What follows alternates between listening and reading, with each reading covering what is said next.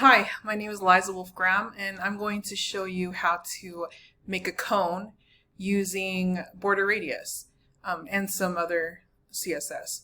So I'm at CodePen. So to start a new pen, I'm just going to go here and click pen. That will start a new one. I'll just go ahead and name this cone.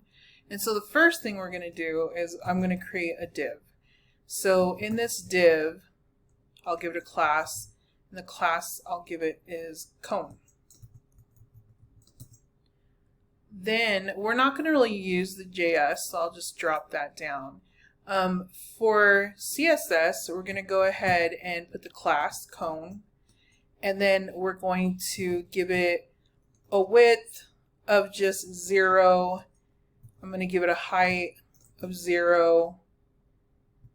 And you're not going to see the border yet because it's going to be transparent. So, but I'm going to go about 70 pixels. You can kind of choose what you want, but I'm going to start off with this one. And so we're going to do border left, and then I'm just going to copy this and put it down here because I'm giving it the same pixels and transparent, and I'm going to put right for this one. So like I said, you won't be able to see anything yet, but you will here. So now I'm going to go up to the border top, and you should see it start showing up right about now.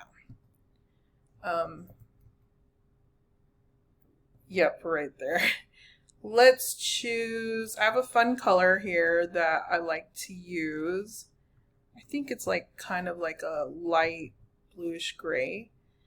And this is where the magic happens on how the cone starts looking like the cone shape.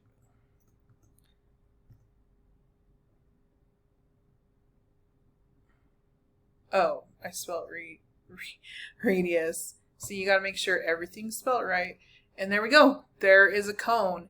So the border radius is what shapes it more like a cone. I guess it could also look like a pizza too. But that's how you make a cone using CSS and with the border radius. Thank you.